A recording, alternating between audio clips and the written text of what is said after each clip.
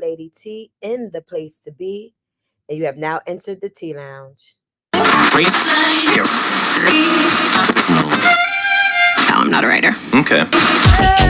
If I find my way home, yeah. Wouldn't it be crazy? And don't you still amaze me? Wouldn't it be crazy? And don't you still amaze me? Wouldn't it be crazy? And don't you still amaze me? Wouldn't it be crazy? And don't you still amaze me? If I find my way home, yeah.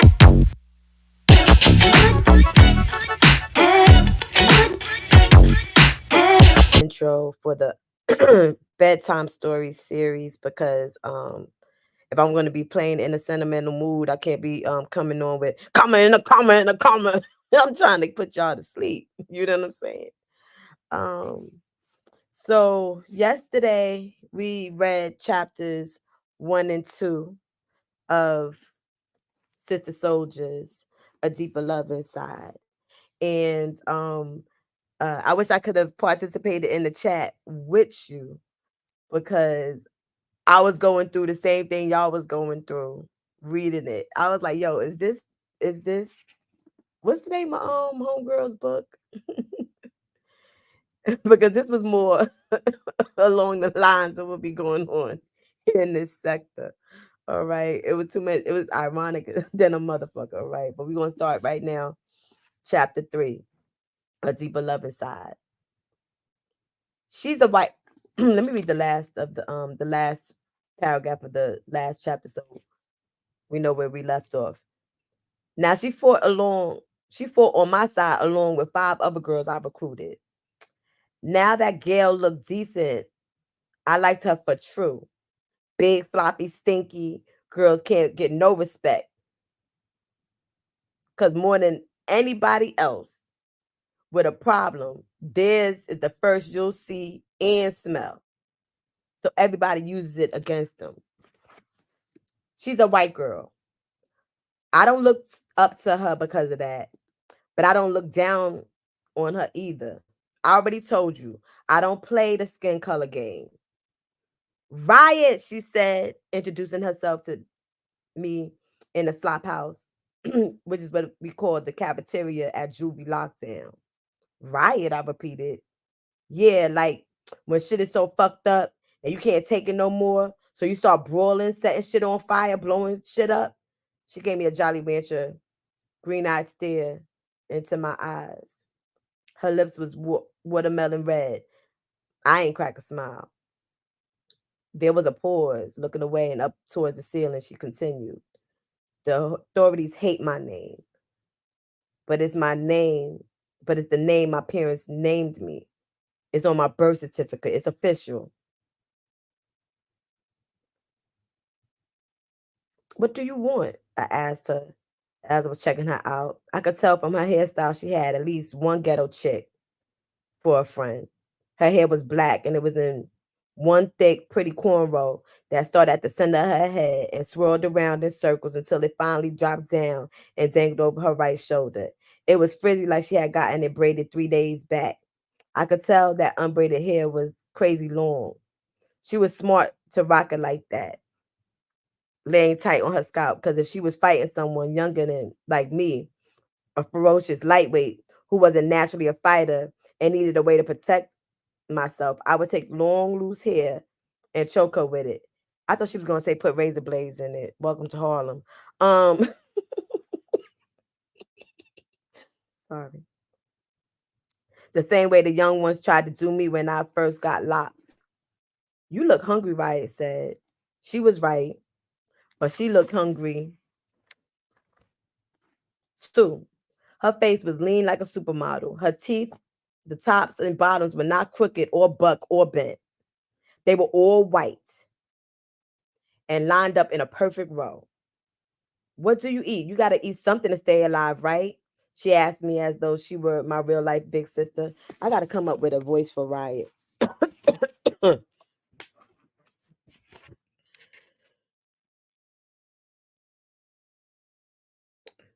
What do you eat? I threw the question right back at her. Didn't like to be questioned. She smiled. Apples and oranges, bananas if I'm lucky. That's not gonna be it. A few nuts. I got a girl who works in the kitchen and a girl who does a shift at the commissary. So I get mine, Raya said confidently, not bragging, but more like she was trying to offer me something. That's how it goes up in here. You gotta watch and listen for the slightest twist of the tongue. So none of these slick ass girls confront like you agreed to something you didn't agree to or accept. I couldn't and wouldn't front. I was surviving on sugar and trained myself to be satisfied for hours off of flavor from a lifesaver. Dinner would be something like big, like Twizzlers or cheese doodles beneath my red juvie jumper. There was zero body fat. Before I could ignore or answer her questions, my belly started churning and a noise came out. Our eyes locked and then we both broke out, laughed. I marked that down in my mind. It was the first true smile since getting tooken, a smile that led to real laughter. After that, the feeling between us loosened up some. She started telling me her dope ass story. That's how me and her met, got tight, and ganged up. Rye's parents owned a marijuana farm in upstate New York. I don't know how big an acre is, but she said she had 50-acre property. Rye got here on lockdown before me. She said she murdered a man. That made me feel closer to her. I figured she was strong, or at least that she would defend herself, and I liked that. No one believed more than me that there was some who definitely deserve it. She said she tagged me because she noticed I wasn't eating the shit they served, which meant I was smart and unlike the robots, which is what she called most of the other young inmates. Raya says she knows how to grow real food. Her family had apple trees, corn fields, tomato and lettuce patches, and an herb garden. She claimed she even knew how to make maple syrup from a tree. My mind envisioned a stack of silver dollar pancakes dripping in syrup. I live not too far from here, 2 hours to the west in a quiet country. In the quiet country, that's how she described her place. So quiet you could hear mosquitoes, bees, crickets, and snake bellies sliding through the tall grass, or even the wind pushing around, depending on the season. I pictured a serpent in my head.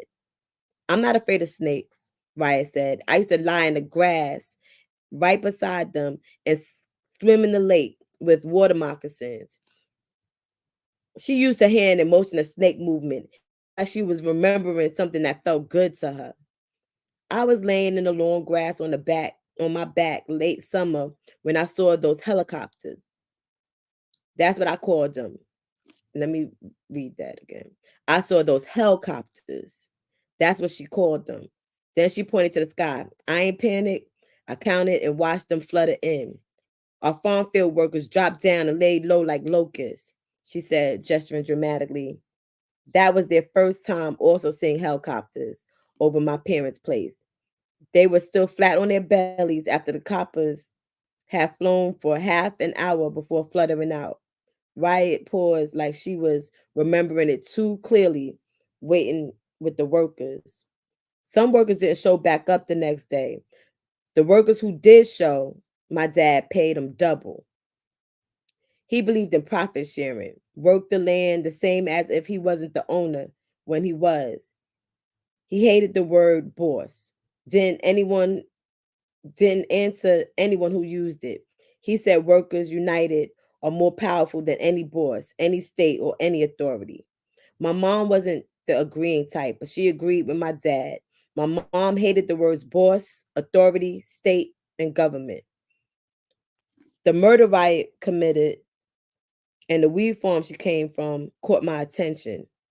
When she would talk some sentences I didn't understand or give a fuck about, I just listened to the feeling of her storytelling and watched the intense and swift way she switched her face gestures. Oddly, it felt like her words were filling my belly with a real meal, temporarily at least. And then, and they were flooding my mind with movie pictures. I thought about how I had not seen one film since I was 7. Riot said her parents drove a lavender station wagon with huge yellow daisies painted on it. I thought to myself, who would buy that shit if they were getting guap? Raya said her parents were caked up, but didn't care about fashion and money. Mom and dad were in love with freedom, the land, the soil, and the animals and people. She said her whole family was all vegetarians, yet they had four pet pigs who wasn't locked up or fenced in and roamed around the big area freely. I could tell each one of them from the other. They had names: Weed, Smoke, Seed, and Puff. She said, pulling a finger as she counted them out. We treated them like people, she smiled, remembering seriously that they had different personalities. And I hope you know for sure that I'm not making none of this shit up.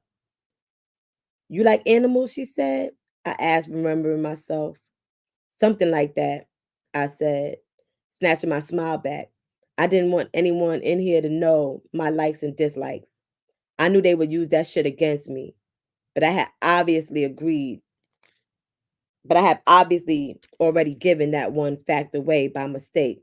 Then you would love Ganja, my coat. He's incredible, Riot said. How fast is he? I asked curiously. He could outrun the bullets fired over the tower.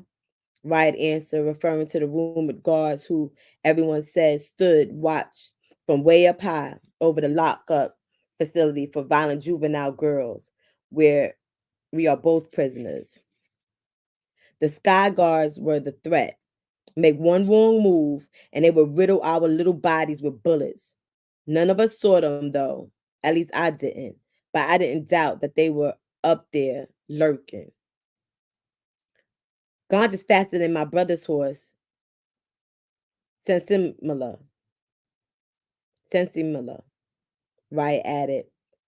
I pictured pretty ponies galloping in my mind. I like the way Riot put her words, like she wasn't afraid of shit. I like the that she was rich, even if her people didn't know how to spend their or wear it right. At least they had a family, and the pictures in the mind said they was happy. Have you ever seen a diamond needle? She asked out of nowhere. I had seen plenty of diamonds. Winter had 50 Princess Cut diamonds in her tennis bracelet and 125 in her matching necklace. I counted them secretly since I wasn't allowed to touch her jewelry or mama's. And I wasn't scheduled to get my own diamond set until I was turned 16. I shined Winter's diamonds. I'm sorry.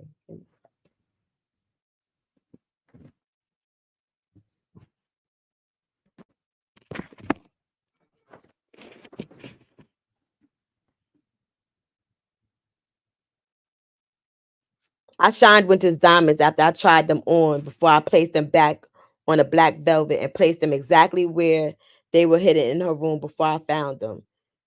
Diamond needles are insects with beautiful wings, Riot said. They look like a mix between a dragonfly and a honeybee. That's what the helicopters looked like the second time they showed way up in the sky. A swarm of diamond needles dancing behind swollen clouds on a rainless gray day. Our field workers scattered like ants in all directions. I crawled into my hiding place like my parents told me and my brother to do if the coppers ever returned. Coppers. This ain't coppers. I'm thinking she sounds like Italian. I'll start developing voices, but not tonight, child. Coppers. The coppers.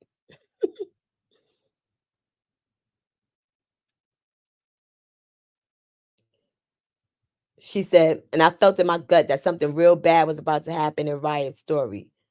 Unlike the previous time, the coppers cut their way through and the clouds and actually landed on our land. Her fingers was fluttering in a jumpy motion of the helicopter's landing. I glanced at the guards. And here, if any of us keep using our fingers, they swear we signaling.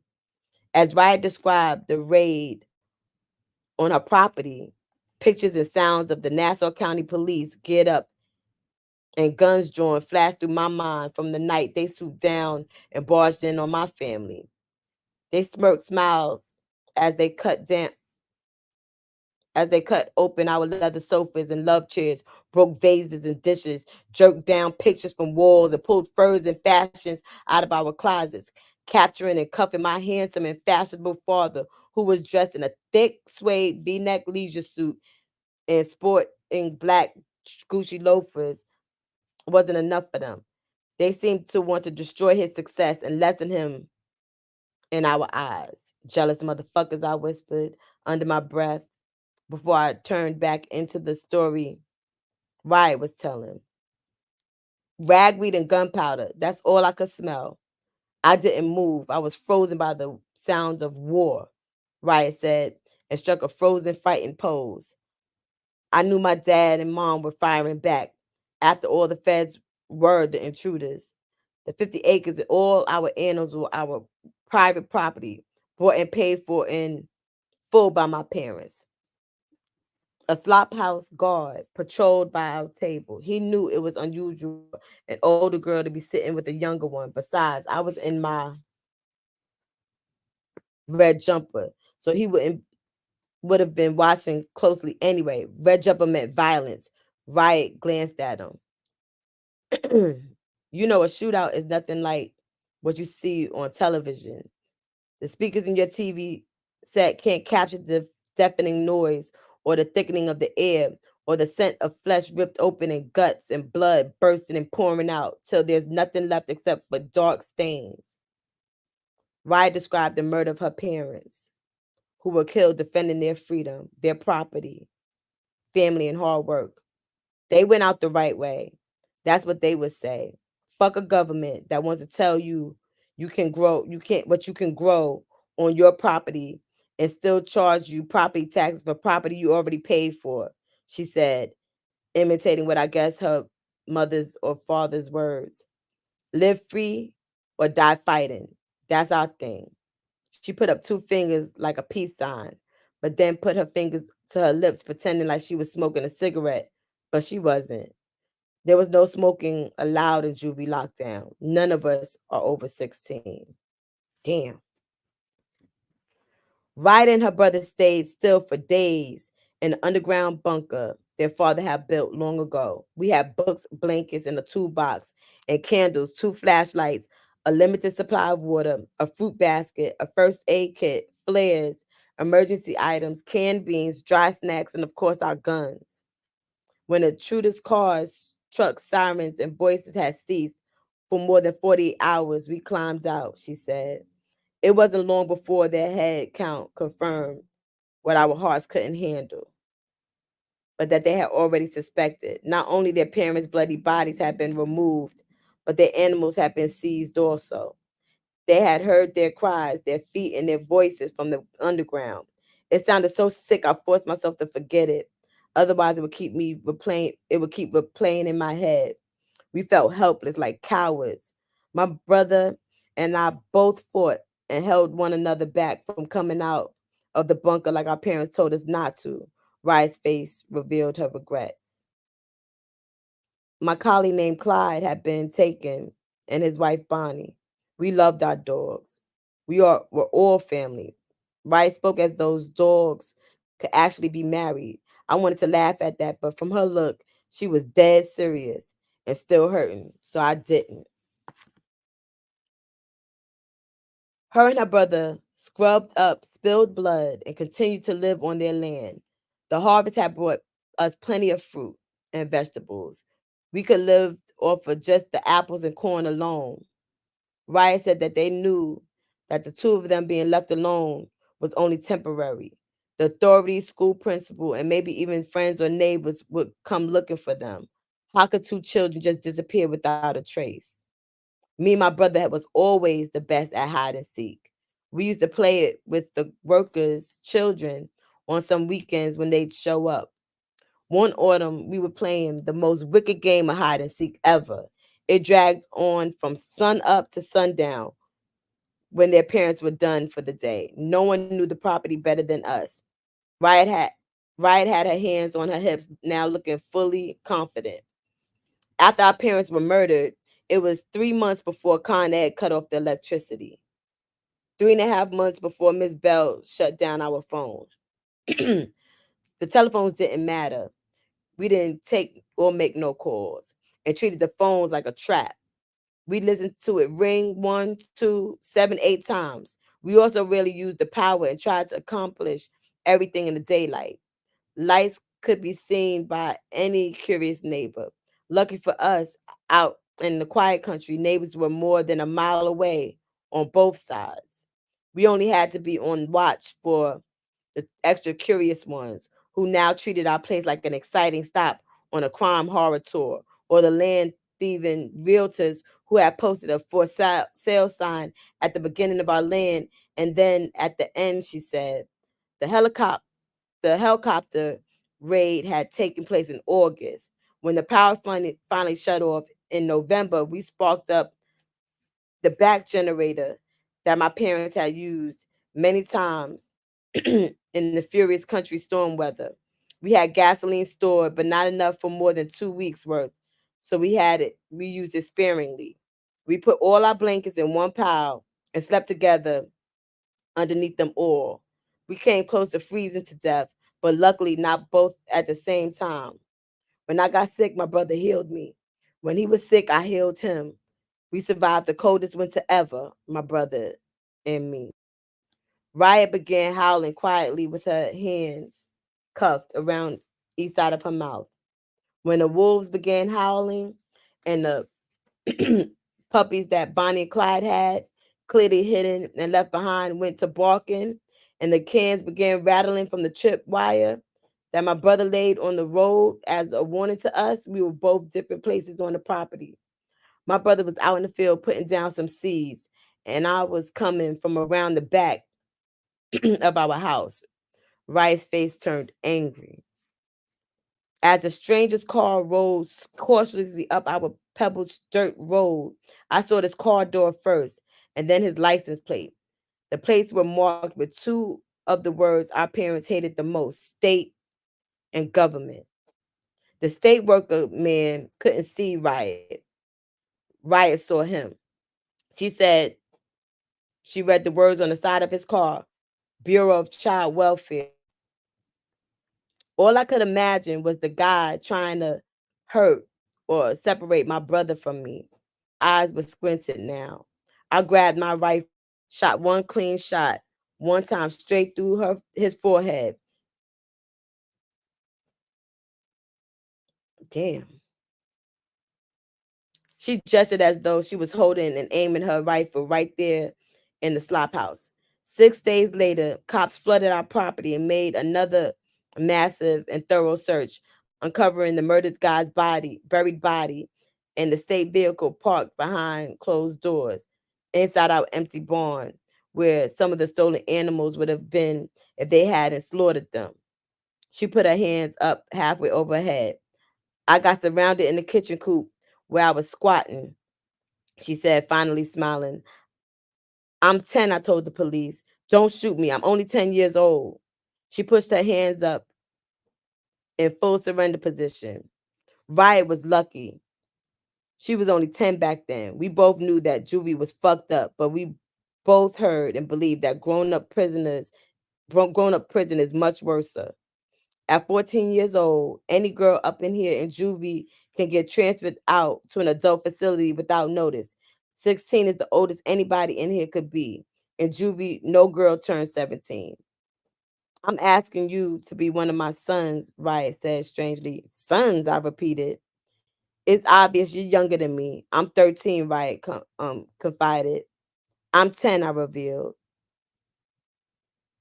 So you be my son? I see you always fighting. You and your young Slim. You and young Slim. But no matter how young, big, or small anyone is, one person can never win alone. I was thinking about her words and if they had any point or meaning to me. Heard you got beef with Cha Cha, Riot said. What about it? I fight her. It ain't nothing. I shrugged my shoulders. Cha Cha's a robot. She gives the guards what they want. She starts fights and fucks up the flow. She gives them the excuse and the reason to clamp down on you and everybody in your section. She said, I was listening. Say yes and you got a crew, Riot added. I was thinking I already had a crew. The thing is, our crew is smarter than the robots. We don't act like stupid fighting over hair and boys and visits or dumb shit. We all girls who came from families with either land or money or both. She rubbed her fingers together, making that money make money sign. We action figures, she gestured, like she was about to leap up from the table. We camouflage. She squatted back down and relaxed. We got plans and connections. We make moves. She pushed her face closer to mine. I'll turn 11 in July, I told her. I didn't want her thinking I was so young that she could rule over me. I'll turn 14 in July, she said, letting me know no matter what, she had 3 years over me either way. What you call your crew? I asked her. The Diamond Needles, she said softly with an intense face that caused me to stare at her lips as she pronounced each word. We don't big up our name, wear tattoos or flash signs. We don't do daily group up on the yard. We keep our mouths shut. If something is important, we send a message or a messenger with a kite. We don't do anything obvious. Like I said, we're smart.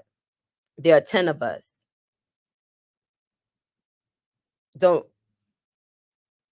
We each got a number in order that we came together. What's your number? I asked. One was all she said. If I come in, what do I get?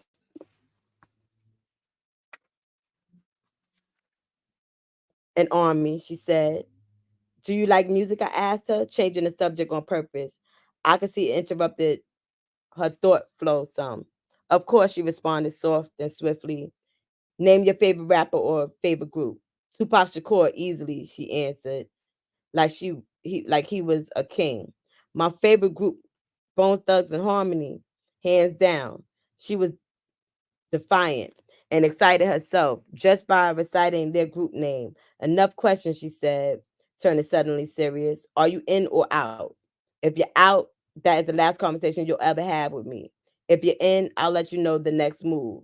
She wasn't bluffing, I could feel it. We both already knew I was in. I liked her story. She wasn't a broke bitch, a broken down bully, hater, or a victim. I wasn't neither. I had nothing to lose. The gutter girls weren't going anywhere, and neither were me and Riot. We all are prisoners. I got one condition, I answered Riot after a long pause. My girl Siri gotta be down with us. It's a two for real one deal. Siri, Riot repeated. I don't know her. Point her out. She's right there. I pointed Siri out, seated beside me. Riot's eyes dashed one quick time like she didn't see Siri. Then she turned straight face and said, no problem. You'll both be my sons. Child, they listen. 10 and freaking what, 13? Mm-mm-mm. Stabbing people and paralyzing them and shooting them dead. I child. Whew. Chapter 4. We met in the dark, Siri and me, almost 3 years ago. The first night that I got here, the worst night of my life. The last items I owned that came from Portia El Santiago's world, and the wardrobe was taken from me. My denim guest skirt and matching denim jacket, which Mama bought me. My deep blue Mecca t-shirt and my matching blue Bobos. My Tiega leather Louis Vuitton tiny handbag that matched my leather riding boots. At first, I didn't know who Louis Vuitton was, but Winter said he was an important man and that if I lost that handbag, she would punish me by making me wear a cheap bag for a week. And of course, for that week, I couldn't go out with her, and she don't hang with girls who rock cheap bags or cheap footwear, even if they were blood related. I held on to that bag mostly because I was always wanting to hang with Winter. Besides, she bought the bag and boots for me, brand new. Her best friend Natalie only got to rock Winter's hand me downs. I spotted the boots only on special. I sported the boots only on special occasions and kept it a secret when they became too tight. Now all of my shit was gone. Good thing they left me in my panties. Freezing and the floor was frozen. My freezing little body was flooded with goose pimples. Mm. The two lady guards handed me paper shoes and a baby blue jumper, all ugly. Don't get dressed yet. Step over there. One of them ran her palms over my naked skin. Her palms felt like sandpaper and made my goosebumps crawl. Mama said lady and soft were the same damn thing. Clean, soft hands and skin and feet. She would say she rubbed my little body with her special creams and lotions. Don't get dressed yet, the guard said again as she searched and surveyed my body. Then she ordered her partner to call for the doctor. I don't know why they sent me here so late, the other guards muttered and picked up the phone. I shivered and shook for an hour and 22 minutes till the doctor showed up. I got a feeling they left me there undressed and seated on a cold metal stool on purpose. The male doctor's hands were pink and his palms were hairy on the flip side. His bushy eyebrows and he had bushy eyebrows and dandruff big enough to see, almost as big snowflakes. His fingertips were cold. His metal thing that he placed on my flat 8-year-old chest was cold. His pointy thing he pushed in my ear holes was cold. He shoved the stick down my throat and pinned down my tongue. He shined a bright, thin beam of light into my pupils. Lying flat on a cold table, he hit my knees with a hammer. My legs jumped. Sit up, he ordered me. Hold out your hand, he said, ignoring my nervous fingertips shaking. He flipped my hand around and pricked me with a needle between my thumb and the finger right next to it. He squeezed my finger till my blood burst out of the teeny hole that he made. He did some quick moves and then wiped the blood away and band-aided it as though he wasn't the one who had cut me in the first place. Lay down, he ordered again. When he said done, he dragged his hand down my body and touched lightly in front of my pant.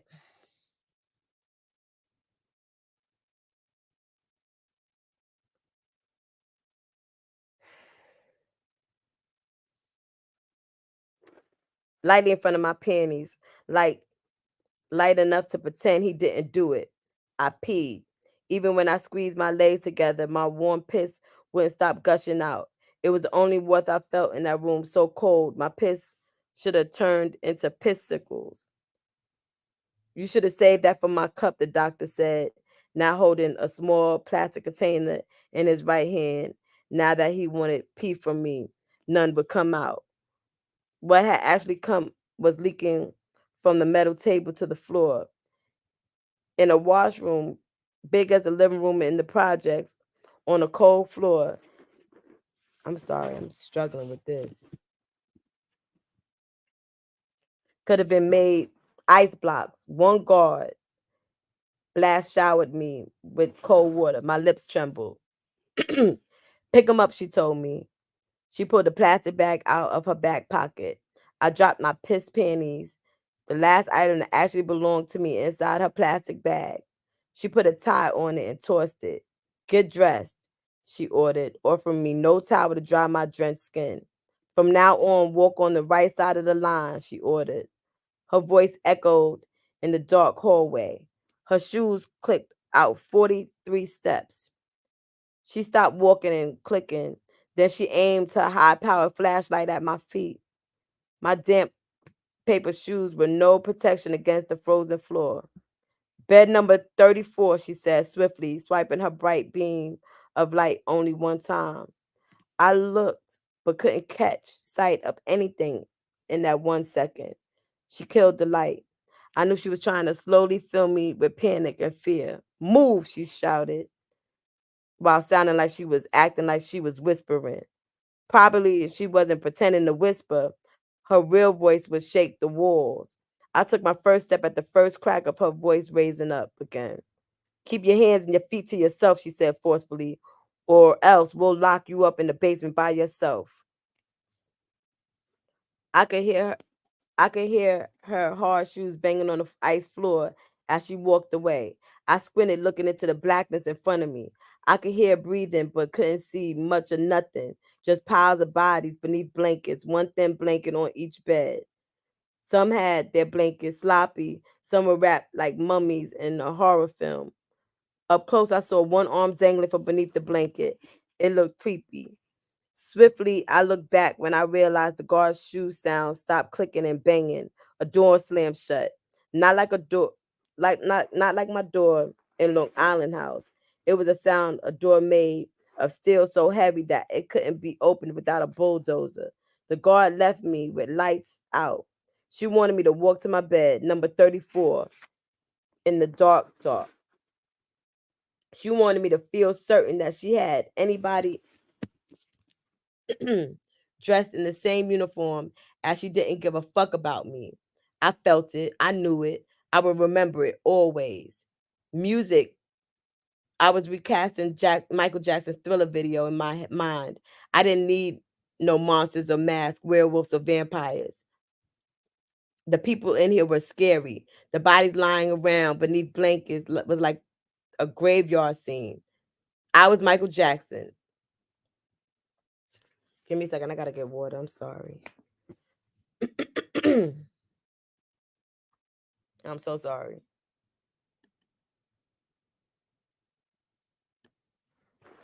Sorry. Listen, I'm learning. I am learning. I know now when I get to reading this book, I have to have the water beside my bed because that's a lot of talking.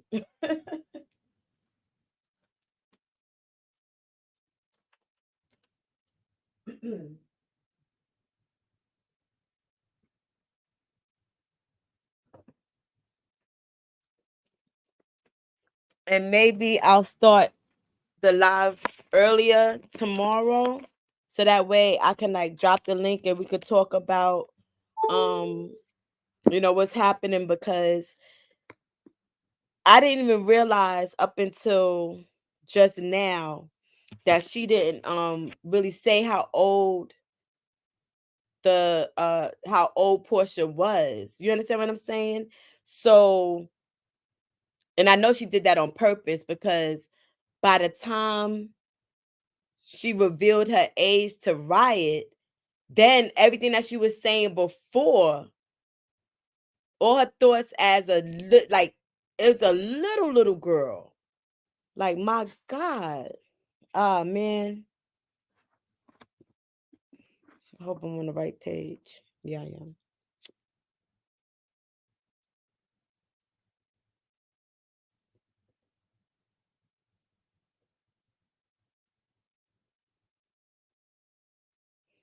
Okay. I was recasting Michael Jackson's Thriller video in my mind. I didn't need no monsters or masked werewolves or vampires. The people in here were scary enough. The bodies lying around beneath blankets like a graveyard scene. I was Michael Jackson, not the frightened girl in the video. I slid out those worthless paper shoes and started dancing my walk through the huge black room. My limbs were fluid like Michael's. My movements were bold like Brooklyn, musical and unafraid.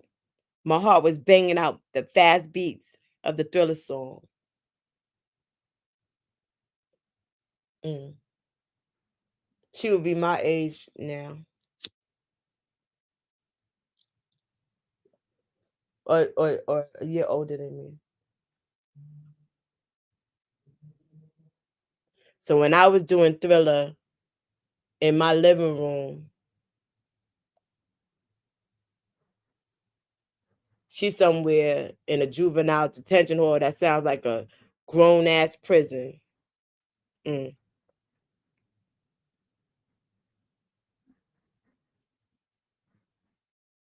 As I danced, my body began to heat up. Even the soles of my feet become warm. I was up and down the roads comfortably now, even in the darkness. No one could see me or stop me. My dancing made my anger more powerful than my fears. My body began to sweat. I caught up in my movements. I lost track of where I had been standing in the first place, which in which the direction of the flashlight had pointed the towards to get to my bed. As my chest heaved in and out and my heart still raced, one blanket raised up in the air.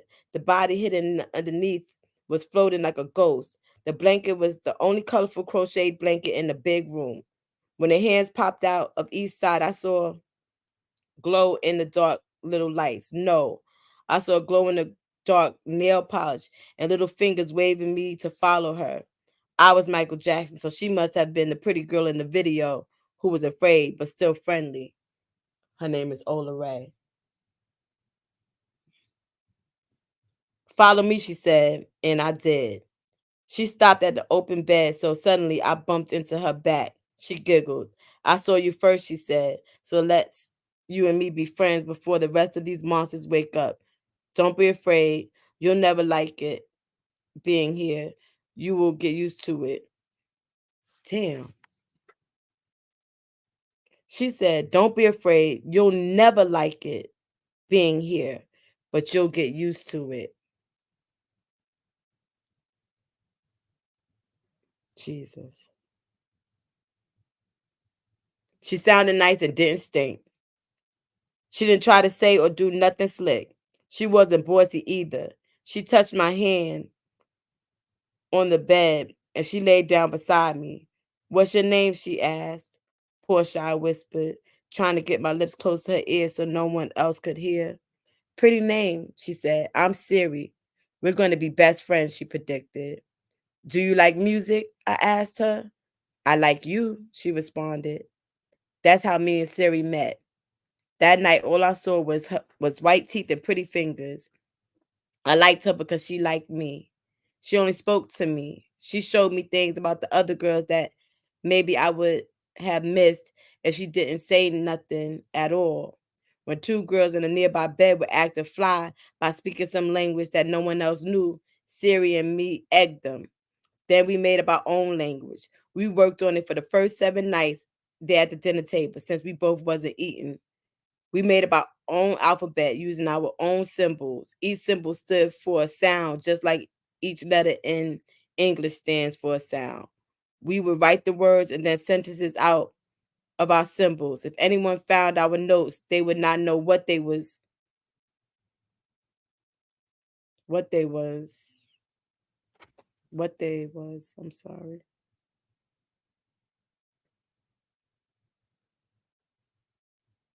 Didn't know what we were discussing because they didn't know our code or our symbols.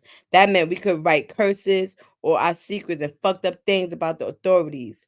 At first, we didn't figure out how to speak our secret language out loud. So we only wrote it down after waiting in line to use one of the 3 pencils available in the dorm.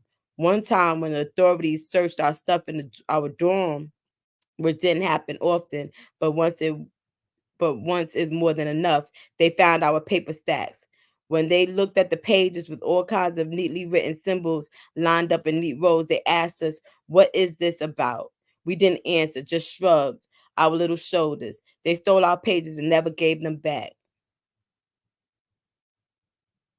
I'm getting mad.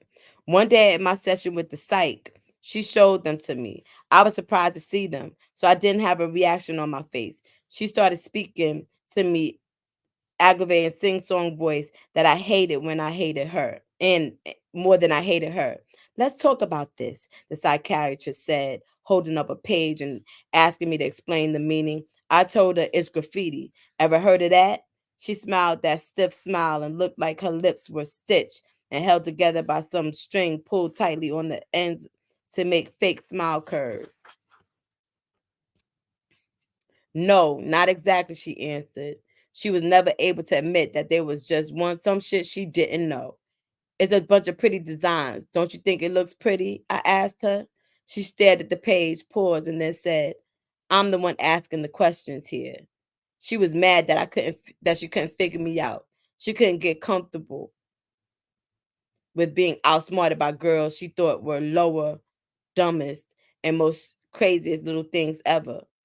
When we were around the girls on our dorm, especially the ones who were speaking their unknown language out loud, me and Siri would start speaking to each other in a foreign language that we did not know. It made everyone pay attention to us. It made everyone want to know our language. We wouldn't tell them shit. They'd they get extra red when we suddenly started laughing. We'd be like, yeah, we flipped it around on y'all bitches. That made them start to accuse us of shit that we had nothing to do with. Child. They were just mad that we wasn't mad. They hated when a girl didn't need them. Their clique and their bullshit. I fought, but Siri didn't.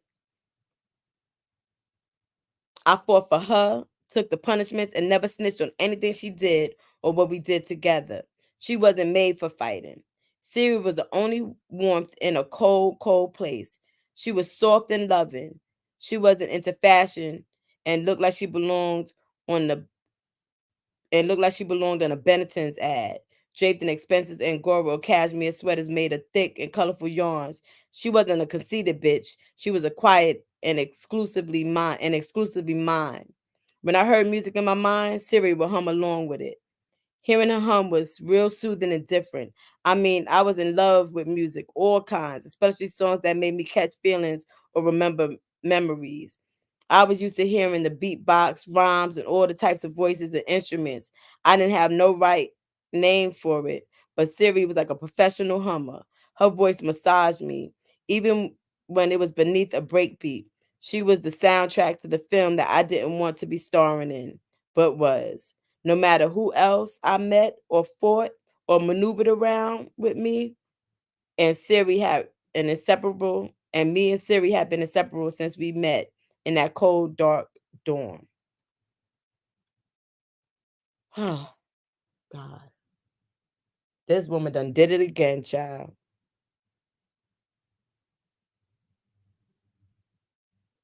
Sister Soldier, you did it a freaking again, and we're only on chapter 4. We are only on chapter 4, child.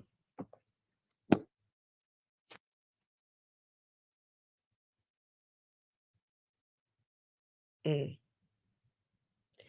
And I'm glassy eyed. We're on chapter 4, and I am glassy eyed.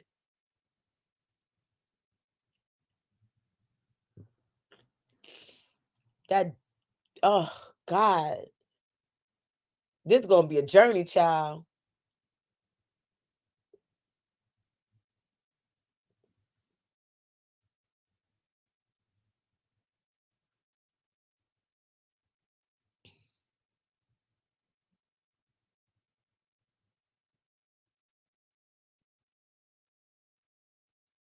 Mm. I say it all the time. I don't know if I've ever said it on here, but I say it all the time. Children are resilient. Don't ever, ever underestimate them. When I teach my dance class, right?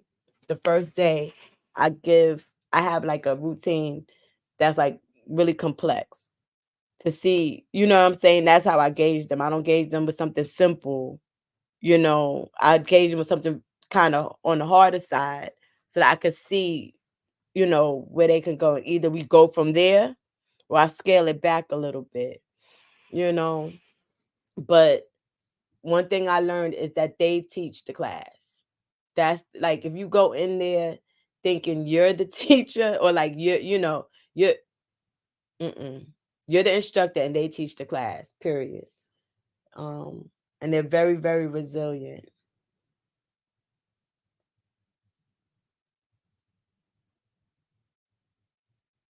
Their little eyes seen too much. That white girl riot, they spent what was it from August to November on their own. They knew enough to, you know, do everything in the daylight so that the neighbors won't catch on that they're in there. And I wonder how old her brother was. They formed they was like creating political parties in there.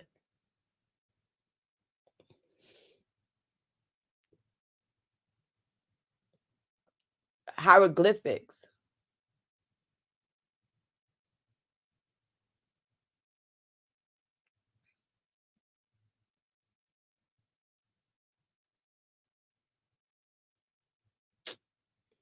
Mm-mm-mm.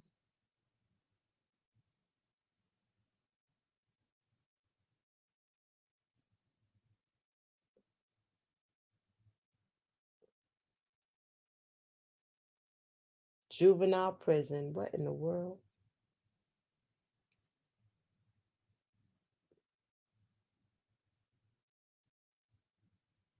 And where's the twins?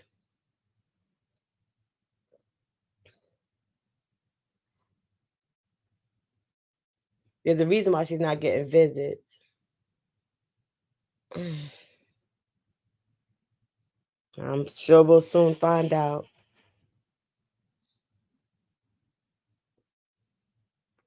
I'm assuming we're probably gonna go to just foreshadowing. I'm assuming that she's gonna reach 16 by the end of this book. Because she's mentioned 16 about 16 times already. So I'm assuming it's gonna end around her being 16.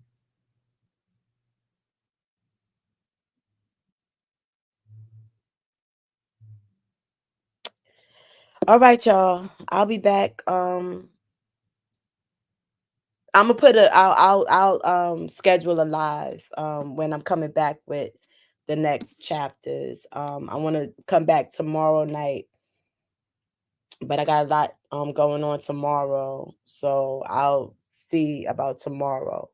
But if not, it'll be Friday. Okay, but I'll schedule a live so that you'll know I'm coming back to read the next few chapters. Okay, and already I gotta do better. This book looks like I already I done folded it back. Is already. I'm gonna put it under something heavy so I can keep the shape because the cover's already doing stupid, child. I love books. Oh God, I love books. All right. I'll talk to you all soon. All right. Have a good night. Peace. Thank you, Monty. Thank you, Steph, and whoever else stopped by. I think Nubi I saw real quick somewhere in the chat. All right, y'all. Peace.